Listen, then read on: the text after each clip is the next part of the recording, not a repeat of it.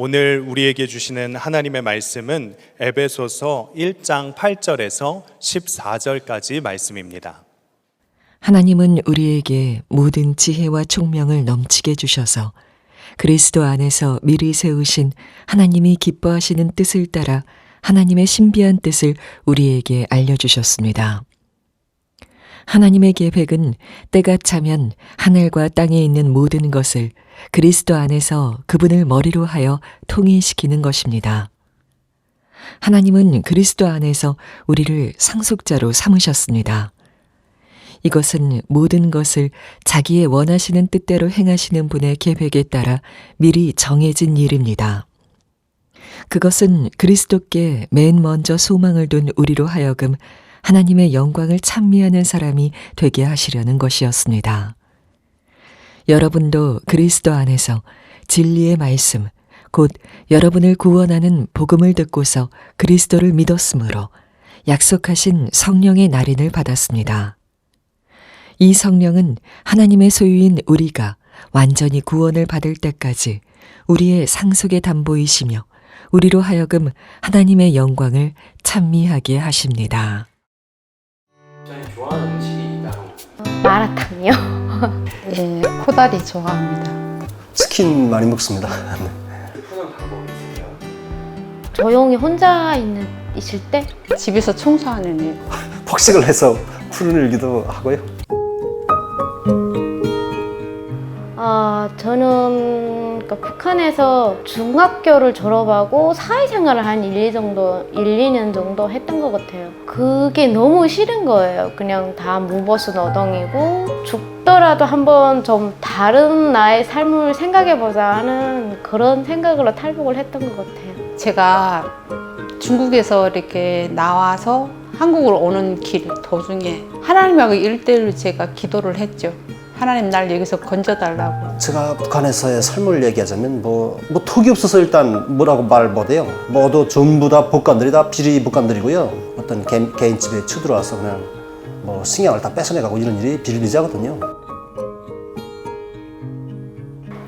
저는 한국에 와서 한 2년 정도 지나서 예수님을 만났어요. 네. 그게 처음에는 그렇게 안 다가왔거든요. 학교에서 이렇게 한 주일에 한 번씩 월요일마다 예배를 드리는데 뭔가 이유가 있지 않을까 하는 되게 궁금증이 생겼어요. 내가 정말 저밖에 모르는 죄인이구나 하는 걸 되게 많이 느꼈어요. 중국에서 이렇게 나와서 한국으로 오는 길 도중에 감옥에 갇혔어요. 베트남 감옥에.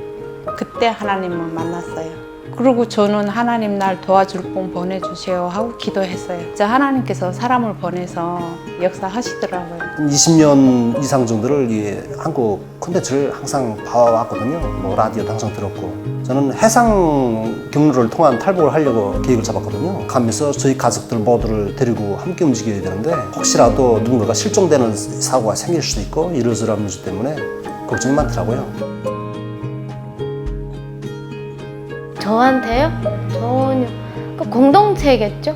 예, 북한 선교국에 속해 있어요. 예, 나눔도 있고 되게 많이 다독여 주시고 챙겨 주셔요. 제가 탈북민들 만날 때마다 희열을 느끼는데 그 사람들이 기뻐하는 거, 하나님에 대해서 알게 되는 거, 그에 대한 희열. 일단 제가 교회 나오기 전까지만 해도 뭔가 조금 했거든요. 항상 내가 뭔가를 급급히 신경 쓰고 쫓지 않아도 꽤 살 수 있겠구나, 또 사게끔 해주는구나 라는 그런 믿음이 조금씩 생겼고요. 실질적으로 주위에 이 지인들의 그런 팀워크가 많이 생겨가지고요. 저도 되게 안정적이라고 생각되고 교회 나오는 게 즐겁습니다.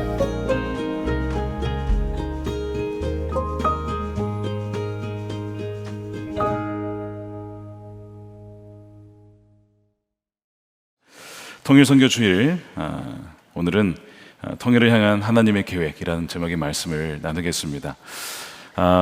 오랜만에 뵙습니다. 그동안 평안하셨죠? 네, 기도도 하고 연구도 하고 모든 기간 잘 마치고 돌아왔습니다. 작년에 이어서 올해 통일선교 주간 두 번째를 드리게 됩니다. 통일이라고 하면 어떤 분은 거리가 먼 것 같고 불가능해 보이고 나와는 상관이 없는 것처럼 느끼는 분들이 상당수 있으리라 생각합니다. 그래서 우리가 오늘 말씀을 통해 하나님께서 통일을 향해서 또 이 한반도를 향한 하나님의 뜻이 무엇인가를 우리가 돌아보고 우리에게 적용할 수 있는 그런 시간이 되었으면 좋겠습니다.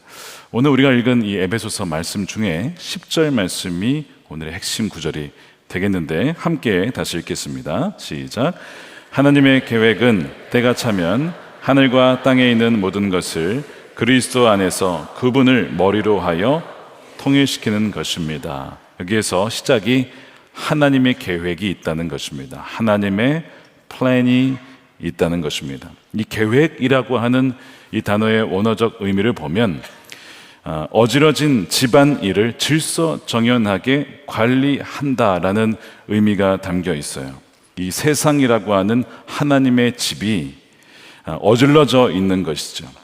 이 세상의 질서가 어질러져 있고 무질서하게 흩어져 있는 것을 다시 질서정연하게 세운다.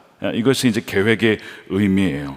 우리가 연일 듣는 뉴스의 소식을 보게 되면 나라와 나라 사이의 전쟁, 그리고 벌써 6.25가 끝난 지 정전된 지 벌써 한참이 되었지만 70년이 넘어도 여전히 남북 간의 대치 상황과 미사일을 배치했다, 뭐 어떻게 막냐, 이런 이야기들이 계속 나오고 있습니다.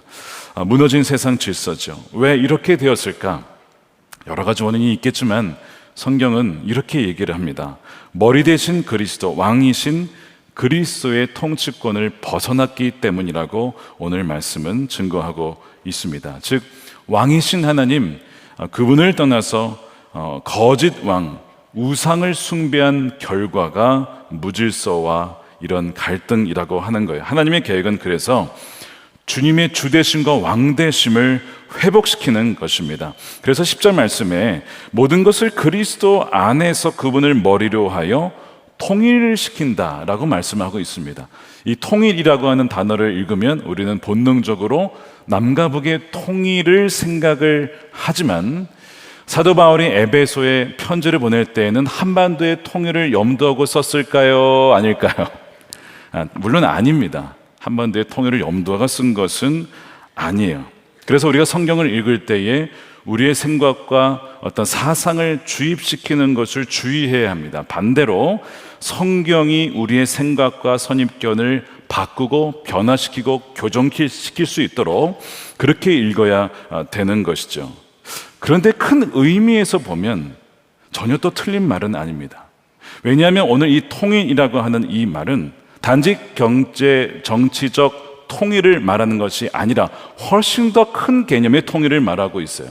우주 온 만물이 머리 대신 주님 앞에 모이게 될 것이라는 거예요. 지금은 여러 우상들을 섬기고 물질을 섬기고 성공과 성취를 섬기는 우상들이 있지만 결국에는 마지막에는 모든 것이 심판이 되어지고 온 우주 만물이 왕이신 주님께 나온 그 요한계시록의 말씀이죠.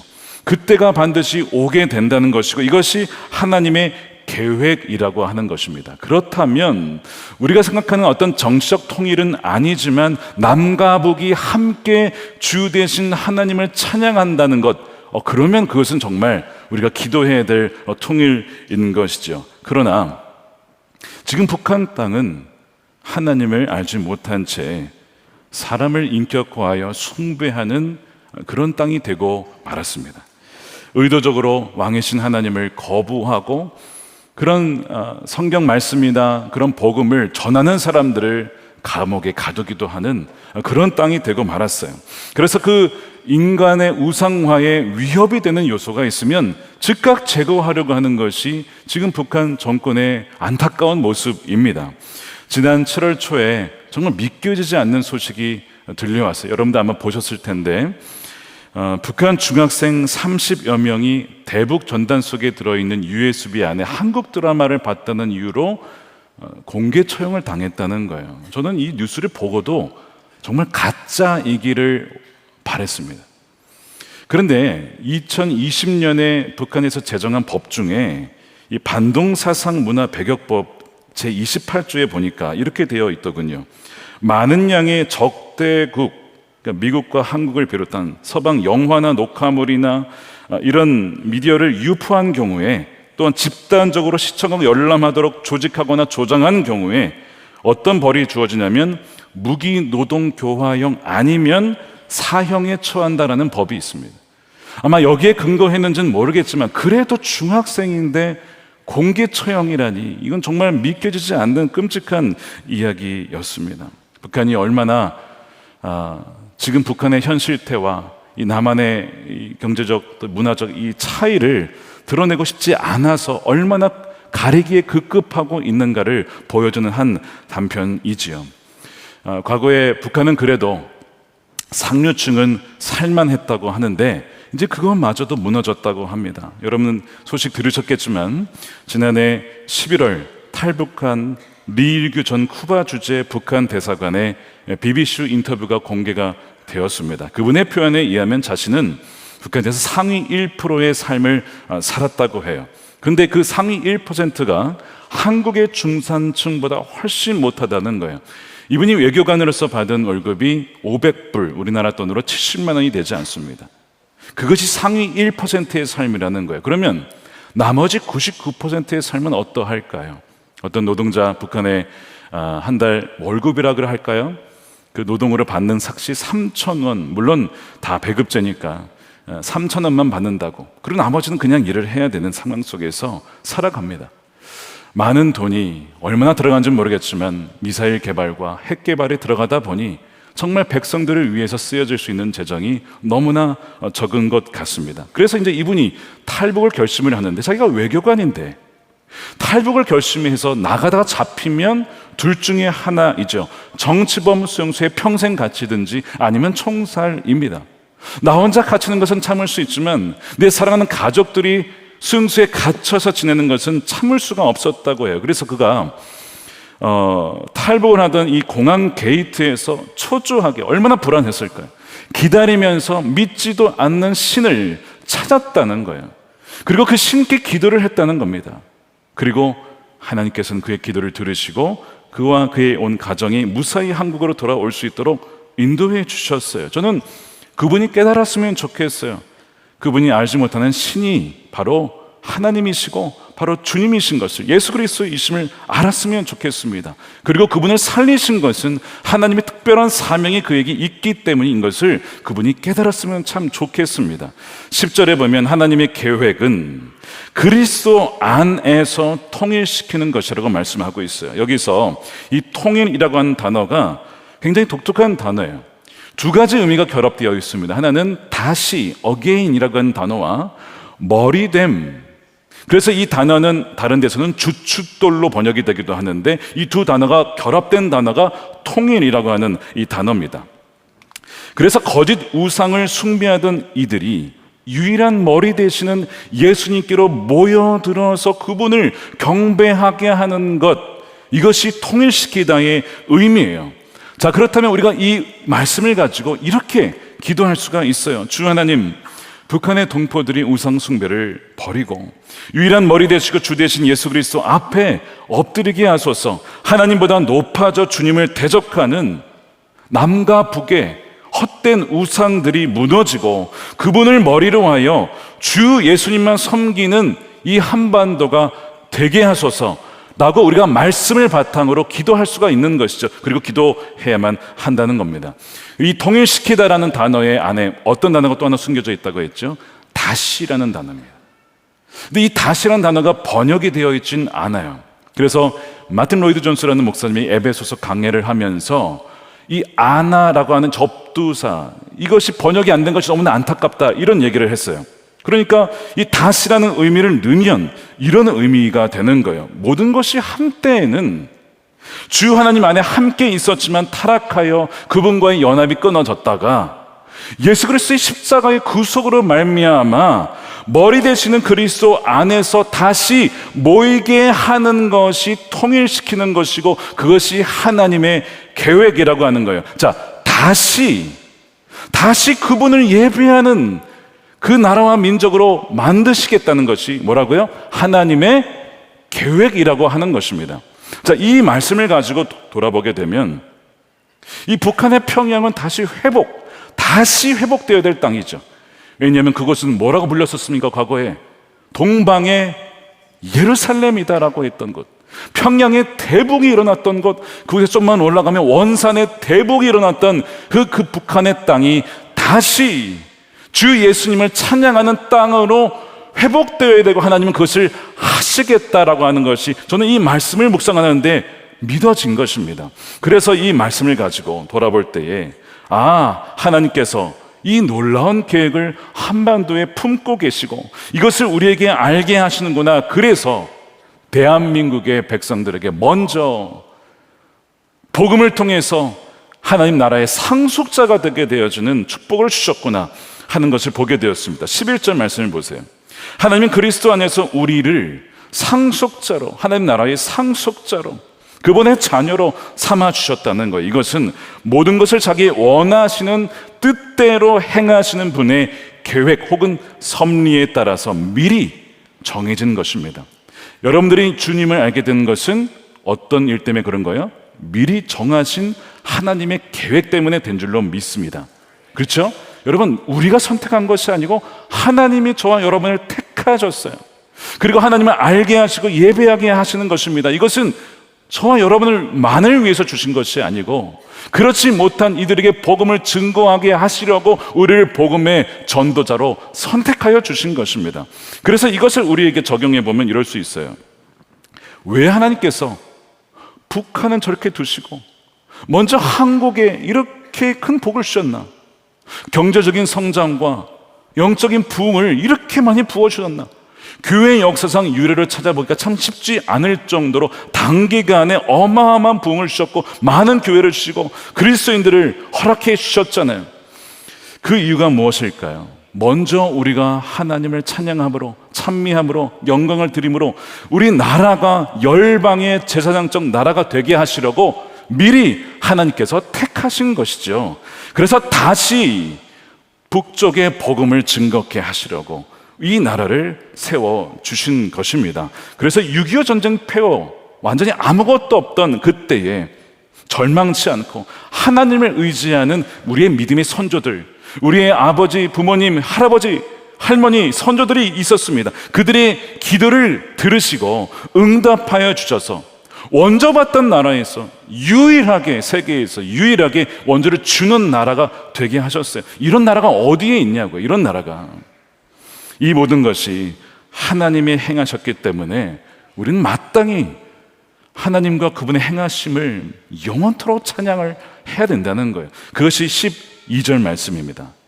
그것은 그리스도께 맨 먼저 소망을 둔 우리로 하여금 하나님의 영광을 찬미하게 하는 사람.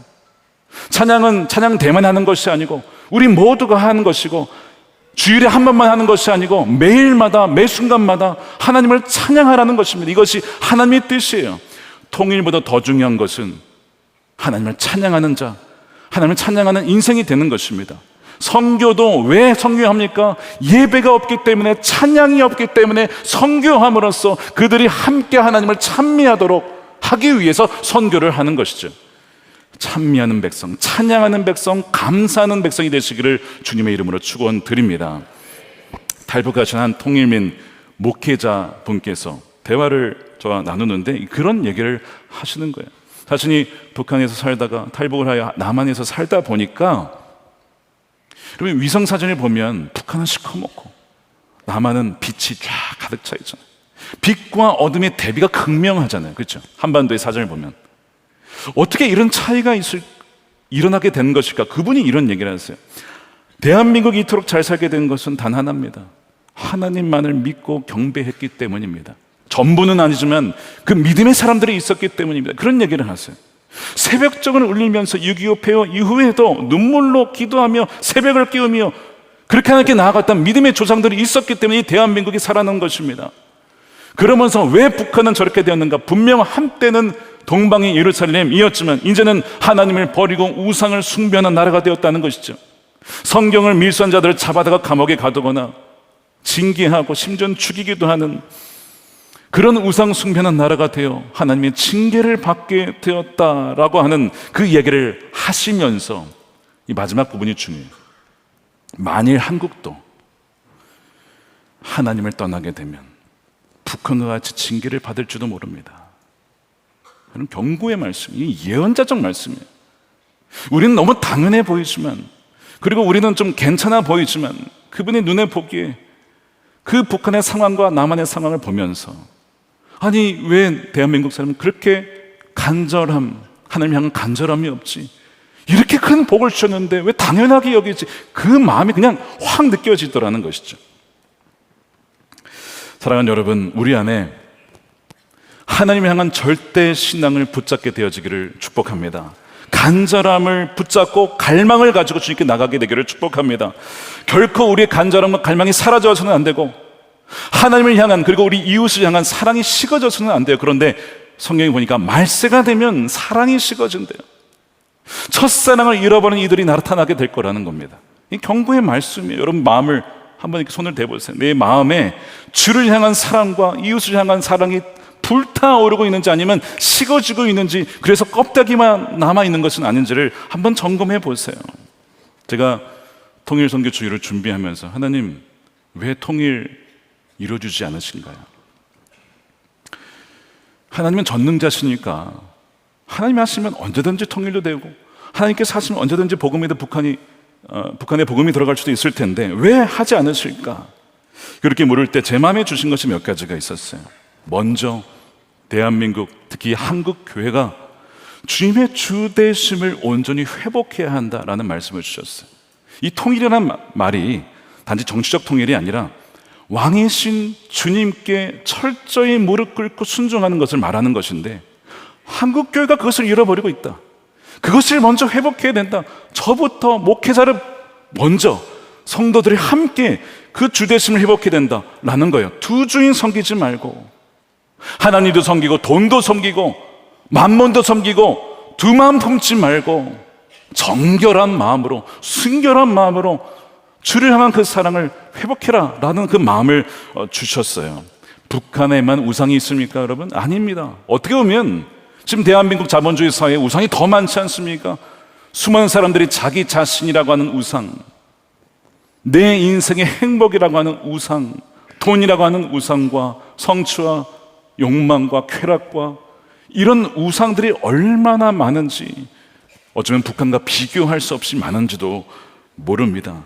그 상황 속에서 하나님은 오직 주님만을 섬기는 거룩한 주의 신부들이 나오기를 기다리고 계시는 것입니다. 또 한 가지 받은 마음은 남과 북의 연합과 통일 이전에 대한민국이 하나 되어야 되지 않겠는가, 무엇보다도 한국교회가 하나됨을 지켜야 되지 않는가라는 거예요. 우리가 반성경적인 가치에 대해서 저항하고 성경적인 가정가치가 지금 무너진 시대에 그것을 지키고 싸우는 것은 중요합니다. 그러나 그리스도인들끼리 서로 싸우는 것은 마귀가 원하는 거예요. 그런데 얼마나 부부가, 또한 부모와 자녀 사이에, 가정이, 교회 안에서 갈등과 싸움이 있습니까? 그러니까 이것을 우리가 하나됨을 힘써 지키는 것이 우선적으로 될 때에 남과 북도 하나가 되지 않겠습니까? 주님께서는 그것을 기다리고 계시구나 하는 것을 마음에 느끼게 되었어요. 우리가 회개할 때에 주님, 우리가 두 마음을 품었습니다. 하나님도 사랑하고 만몬도 사랑하고 품었던 것을 회개하며, 우리가 서로 사랑하지 못하고 미워했던 것을 회개하고, 우리의 마음에 사랑이 식어졌던 것을 회개하오니 주여 우리를 회복시켜 주옵소서 라고 기도할 때에 부흥의, 갱신의 새로운 역사가 저와 여러분들에게 일어나게 될 줄로 믿습니다. 주님께서 오늘 말씀해 보니까요, 통일을 못 하시는 것이 아니라 때가 차기까지 기다린다는 것을 알게 되었습니다. 자, 오늘 10절 말씀 보시면 하나님의 계획은 때가 차면, 때가 있어요. 이 때라고 하는 것이 여러분 잘 아시는 말씀이에요. 카이로스라고 하는 하나님이 정하신 시간이라는 단어를 썼어요. 그냥 흘러가는 시간이 아닙니다. 정해진 시간이 있다는 거예요. 근데 그때가 아직 되지 않았다는 거예요. 기도의 분량이 차지 않았다는 것이고, 주의 주되심이 회복되지 않았다는 것이고, 우리가 하나 되지 못하고 사랑이 식었다는 것, 그러하여서 우리가 회개하고 나아갈 때에 그것이 하나하나 회복되어질 때 때가 차면 온 우주 만물이 주 예수 그리스도께 나오는 그날이 도래하게 된다는 것을 말씀하고 있습니다. 그러니까 여러분, 이 약속의 말씀은 반드시 된다는 얘기예요. 그러면 우리가 그것이 된다는 것을 믿고 오늘 내가 해야 될 것이 무엇이냐? 마치 일제 강점기 때 해방이 될까? 안 될 거야. 그냥 일제에게 굽신거리며 사는 것이 나을 거야 라는 사람들이 있었지만 그날은 반드시 온다. 그러니까 내가 오늘 어떻게 살아야 하는가, 이렇게 생각한 사람은 삶이 달랐던 것처럼 반드시 그날이 온다고 한다면 나는 오늘 어떻게 살아야 할까? 저는 오늘 이 하나님의 계획, 통일을 향한 하나님의 계획에 동참하기 위한 3가지 계획, 실천사항을 말씀을 드리겠습니다. 어렵지 않아요. 믿으라, 기도하라, 사랑으로 섬기라. 그래서 영어로 합쳐서 앞자만 따면 BPS입니다. 이런 BTS가 아니고 BPS입니다. 자, 첫 번째는요, 그리스도 안에서 이미 통일이 되었음을 믿으라는 거예요. 믿으라. 자, 이 말씀이, 여러분, 하나님 말씀은요, 과거, 현재, 미래가 없잖아요. 우리에게는 이것이 미래일이지만 주님께는 미래라는 개념이 없잖아요. 아, 그러면 이것은 이미 되어진 것이라고 믿어야 되는구나. 이것이 시작이라고 하는 것입니다. 하나님 나라가 이미 임하고 아직 완전히 임한 것은 아니지만 이미 임했음을 믿으라고 하는 것처럼 이 주 예수 그리스도를 통하여서 하나 되게 하는 것은 이미 우리 가운데 시작되었음을 믿을 때에 이것이 시작이 된다는 것을 오늘 말씀은 전해주고 있는 거예요. 그러니까 통일, 복음화 이런 거 얘기하지 마세요가 아니라 우리 안에 너무나 많은 의심이 있었구나, 너무나 많은 외면이 있었구나, 오늘부터 이 말씀이 이 한반도 땅에 이미 이루어졌음을 믿는 그런 자가 되시기를 축복합니다. 이게 첫 번째고요. 두 번째는 기도하는 것입니다. 통일이 실제가 되기까지 기도의 분량을 채우는 것입니다. 프레이입니다. 사도 바울이 우리가 오늘 읽진 않았지만 오늘 말씀한 이후에 이 말씀 하나님의 계획을 들려주고 이로 끝난 게 아니에요. 에베소 성도들을 위해서 사도 바울이 기도를 하고 기도의 분량을 채워 나가는 것을 15절에서 23절까지 볼 수가 있어요. 간절하게 기도합니다. 눈물로 기도해요. 무슨 기도를 하느냐? 하나님, 저들에게 지혜와 계시의 영을 부어주십시오. 저들에게 마음의 눈을 밝히 열어주셔서 하늘의 위협이 얼마나 풍성한지, 하나님의 그 계획이 얼마나 놀라운지를 알게 해주셔서 그것을 바라보며 오늘을 살아갈 수 있도록 저희 눈을 열어주십시오. 이렇게 기도를 하고 있어요. 우리는 마찬가지로 그렇게 기도해야 됩니다. 주님, 우리가 너무나 무지했고 너무나 내 삶만을 생각하며 살아왔습니다. 복음화거든 통일이든 뭐든 관심이 없이 그냥 내 문제 해결하느라 급급하며 살았는데 이제는 저의 눈을 열어주시고 우리의 성도들의 눈을 열어주셔서 그 나라의 영광을 보고 오늘을 살아갈 수 있도록 그렇게 우리가 기도해야 된다는 거예요. 그렇게 우리가 종교인이 매일 주님께서 말씀하신 것처럼 한시라도 깨어서 나와 함께 기도할 수 없느냐? 1시간씩 기도한다면 어떤 일이 벌어질까요? 이 하나님의 계획이 속히 때가 차서 이루어지게 될 줄로 믿습니다. 새벽이 안 되시는 분들은 점심에 아니면 저녁에 성전 기도를 통해서 매일 아침 기도를 통해서 여러분 기도할 수 있는 방법은 너무나 많아요. 사실 이제는 어느 곳에 있든지 기도할 수 있잖아요. 어느 곳에 있든지 예배할 수 있잖아요. 그러니까 그 기도의 분량을 채우라는 거예요. 에스겔 36장 36절에 보면 왜 기도를 해야 되는지 말씀하고 있어요. 이렇게 되어 있습니다. 너희 사방에 남은 이방 사람이 나 여호와가 무너진 곳을 건축하며 황폐한 자리에 심은 줄을 알리라. 나 여호와가 말하였으니 이르려 회복시키겠다는 것인데 그래도 이스라엘 족속이 이같이 자기들에게 이루어지기를 내게 구하여야 하리라. 기도해야 하리라. 그러면 내가 그 기도에 응답하여 이룰 것이다. 회복시킬 것이다 라고 말씀하잖아요. 그러니까 우리의 기도가 필요한 거예요. 하나님 우리의 기도를 듣고 계시고 기다리고 계시는 거예요. 기도가 여러분 허공이 되는 것 같지 않습니까? 근데 성경에 보면 이 기도가 성도들의 각각의 기도가 하나하나 쌓이기 시작합니다. 그 이미지가 어디 나와요? 요한계시록 8장에 나오잖아요. 금향로에 성도들의 기도가 쌓여가는 모습이 나와요. 8장 3절에 또 다른 천사가 와서 금향로를 들고 제단에 섰습니다. 그는 모든 성도의 기도가 거기 모여 있어요. 여러분들의 기도는 얼마나 모여 있습니까? 지금 그 금향로에 가보면 아무개 성도의 집사의 기도는 이만큼은 있던데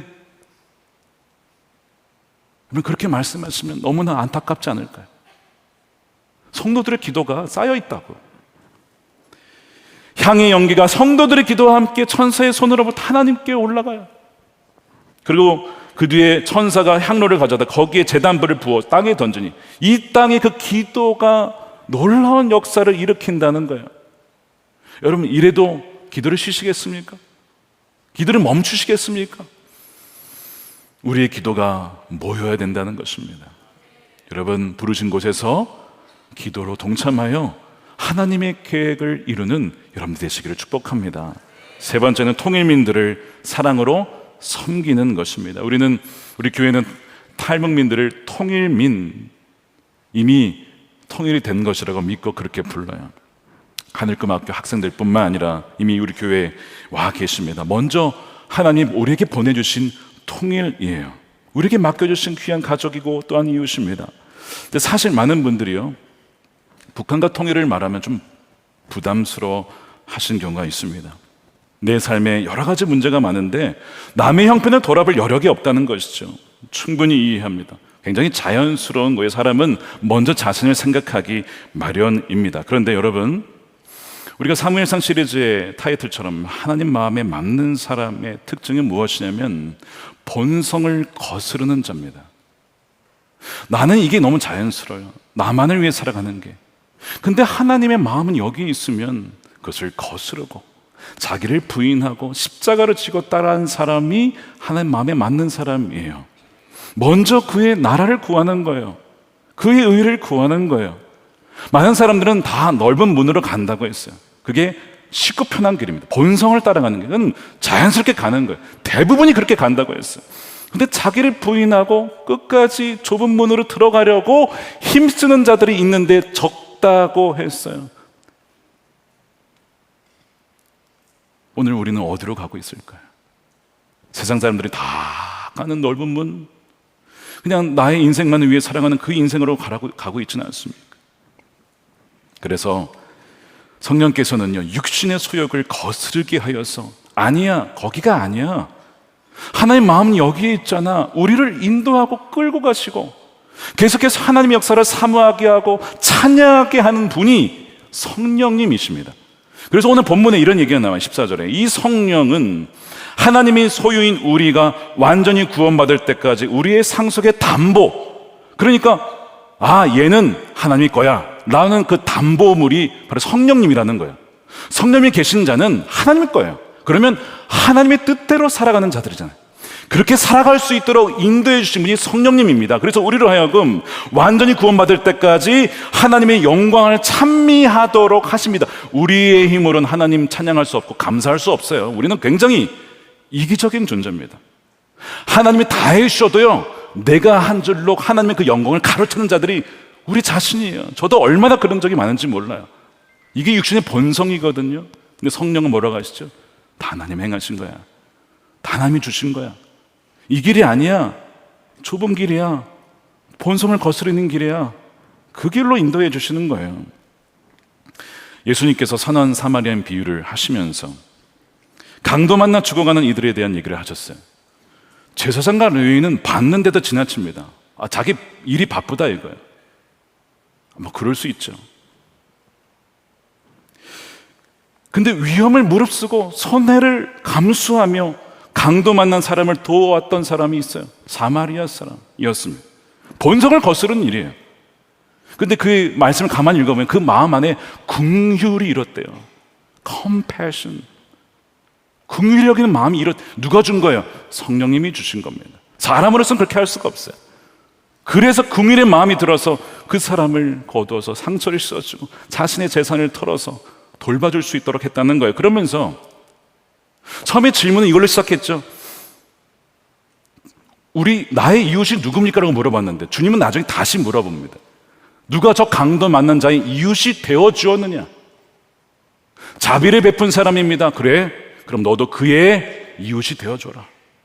그의 이웃이 누가 나의 이웃이면 우리 중심으로 생각해요. 내가 도와줄 사람이 누굽니까? 내 중심으로 생각하자면 주님은 질문을 바꾸신 거예요.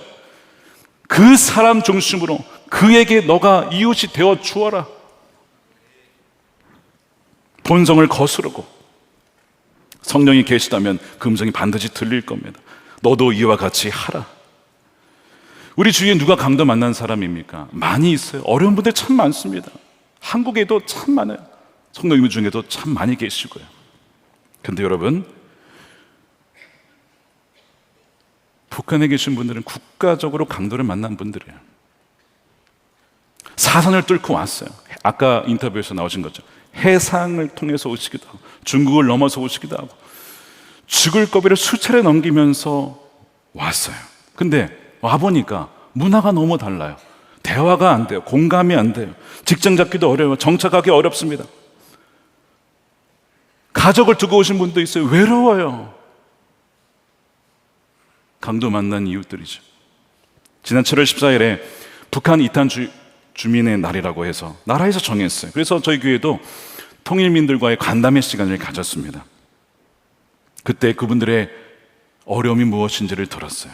그분들의 간절한 소망이 무엇인지를 들었어요. 어떤 분은 그러세요. 가족이 없으니까 외롭다는 거예요. 그래서 자신의 이야기를 들어줄 분이 필요해요. 그냥 함께 울어주고 웃어주는 그런 사람이 필요하다는 거예요. 그럼 이게 어려운 겁니까? 돈이 드는 겁니까? 어떤 분은요, 설날 추석이 되면 그렇게 외롭대요. 마찬가지예요. 명절이라고 다 가는데 찾아갈 데가 없어요. 북한으로 갈 수가 없으니까.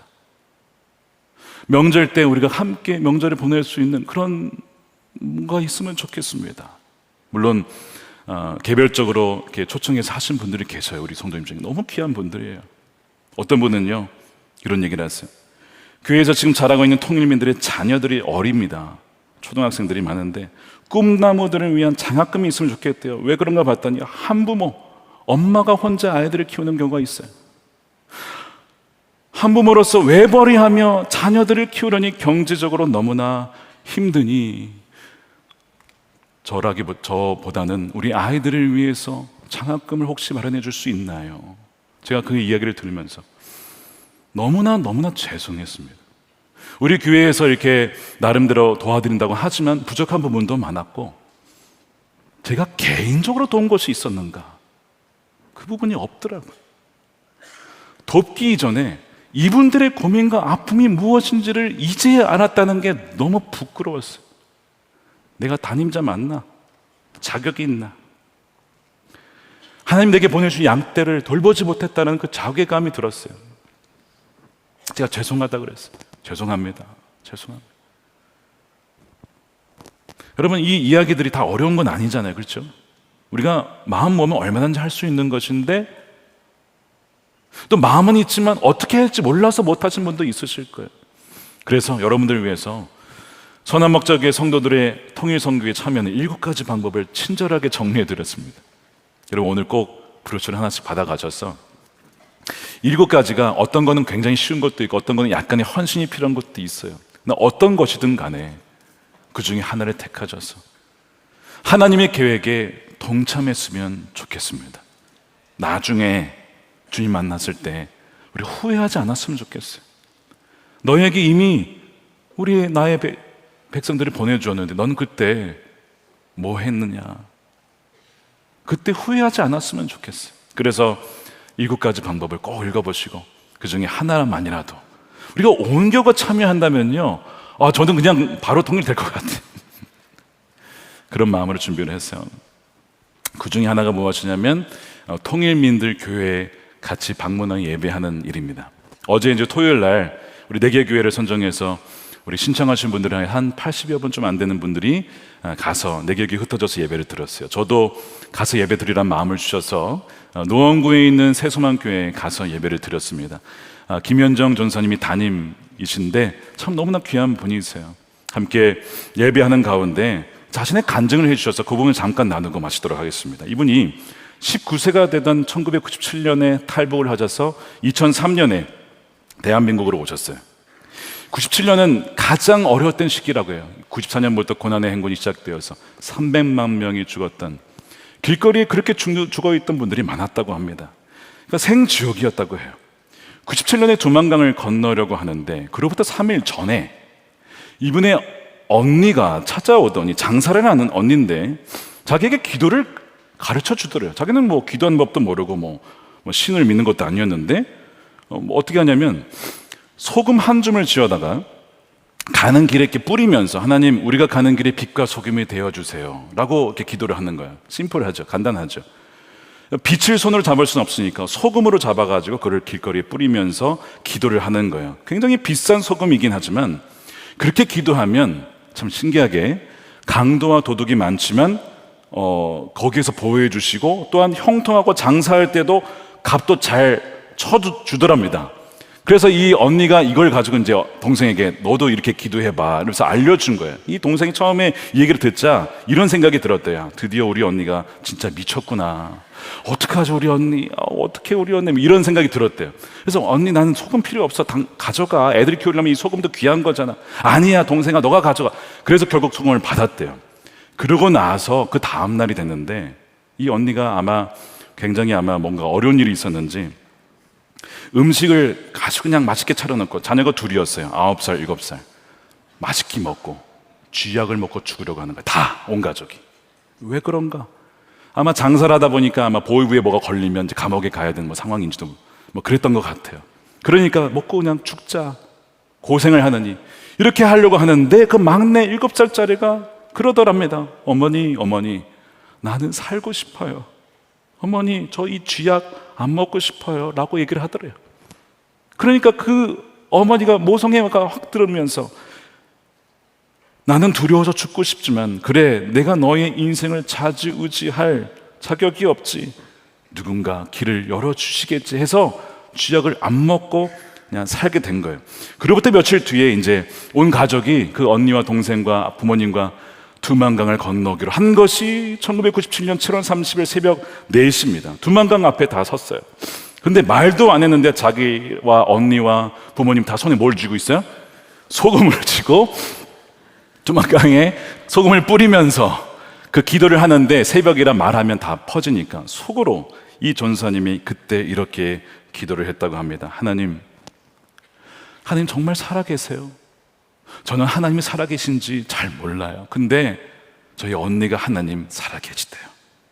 하나님 정말 살아계시면 우리 가족이 이렇게 5명이 지금 살지 죽을지 모르는 이 길 가운데 우리를 살려주세요. 저 살고 싶습니다. 살려주시면 제가 하나님 하라는 대로 다 할게요 라고 그렇게 속으로 간절히 기도를 하고 그리고 이제 두만강을 건넌 거죠. 어떻게 됐을까요? 온 가족이 무사히 건넜어요. 그리고 그날 새벽에 안개가 짙게 끼어서 앞이 잘 안 보일 정도였는데 더듬더듬해서 첫 번째 집을 찾아가서 무조건 눈물 조드리고 살려달라고 그랬더니 웬 남자가 나오더래요. 이 남자가 살려달라는 이야기를 듣고 이런 얘기를 하더랍니다. 제가 교회를 다니는 사람입니다. 제가 당신과 가족을 제가 돕겠습니다. 그래서 그분이 살려주신 거예요. 그 이야기를 듣는데 이 전사의 마음에 마치 이런 마음이 들더래요. 하나님께서 내가 너희를 다 지켜보고 있다, 내가 너희를 인도할 거다, 이런 마음이 들더랍니다. 그래서 중국을 통해서 나중에 5년 뒤에 한국까지 언니도 다 나중에 오시게 되었어요. 이제 그 간증을 하고 나중에 몇 년 뒤에 이제 주님을 정말 만나게 된 거예요. 신명기 말씀을 어떻게 우연히 듣다가 북한의 이 광야 생활하고 너무 비슷하더라는 거예요. 북이스라엘 이야기를 듣다 보니 우상 숭배하던 그 나라가 벌받는 것을 보면서 이것이 북한의 모습이구나를 깨달으면서 하나님을 만나게 되고 성령을 체험하게 되면서 신대원을 가게 되고 올해 목사고시에 합격해서 이제 목사 안수 받기 바로 이전의 상황이에요.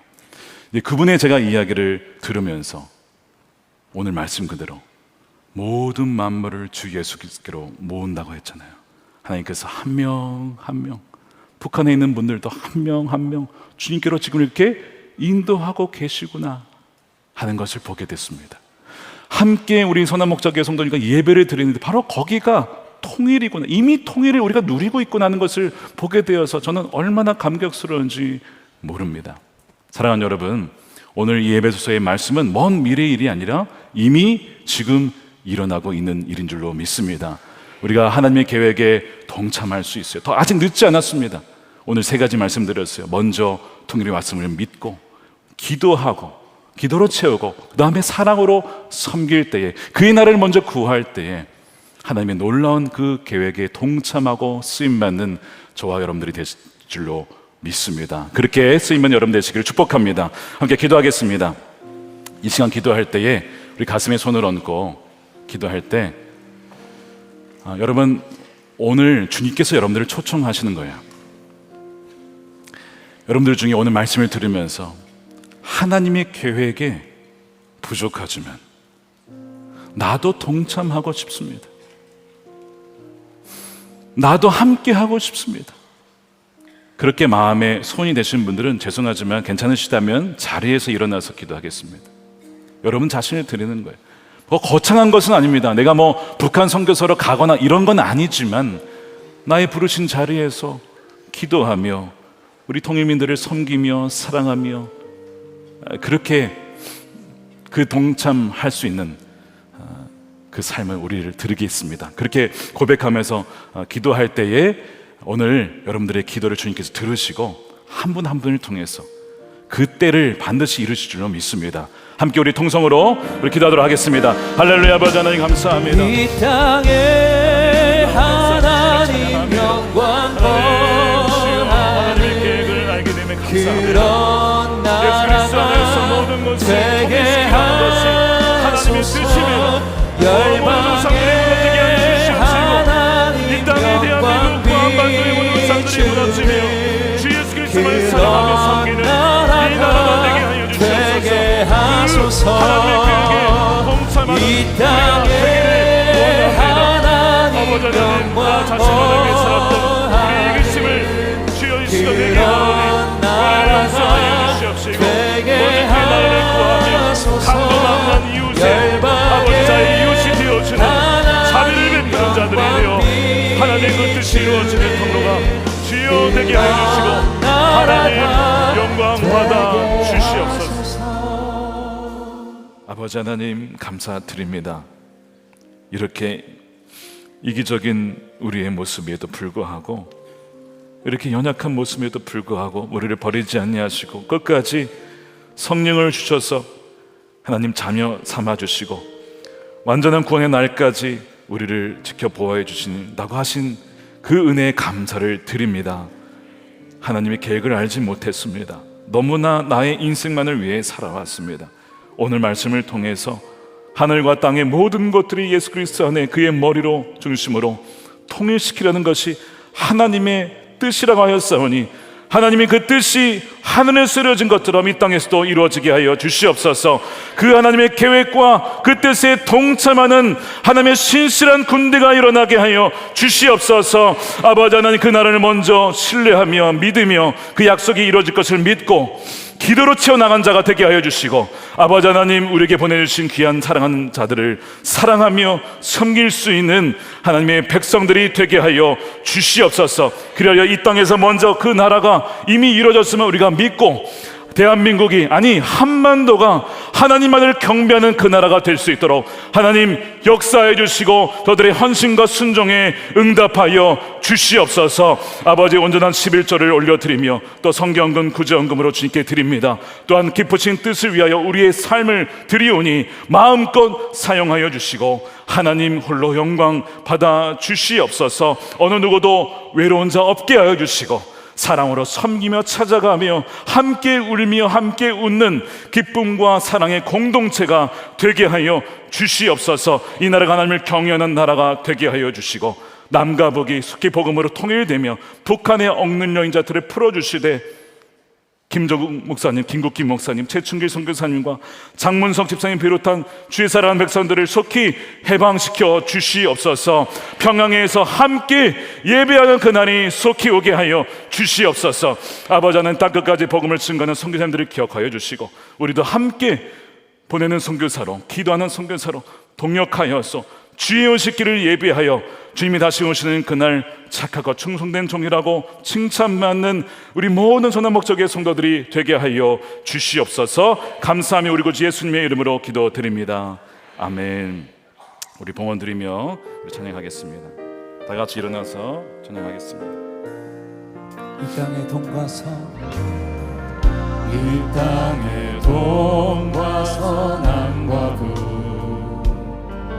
가득한 죄악 용서하소서. 모든 우상들은 무너지고 모든 우상들은 무너 주님만 높이는 나라 되게 하소서. 주님만 높이는 나라 되게 하소서. 이 땅에 지친 모든 영혼, 이 땅에 지친 모든 주 영혼, 예수 사랑을 알게 하소서. 주 예수 사랑 알게 하소서. 저들의 아픔과 눈물을 씻는 주님, 저들의 아픔과 눈물, 주님의 보혈이 이 땅을 치유하소서. 보혈이 땅 치유하소서. 성령의 새바람, 성령의 새바람 그 손들고 찬양합니다. 이 땅에 불어오소서. 이 땅에 불어오소서. 주의 영 그 생기로 주의 영 그 생기로 우리를 다시 살려주소서. 우리를 다시 살리사 이 땅에 하나님 영광 거하는 그런 나라가 되게 하소서.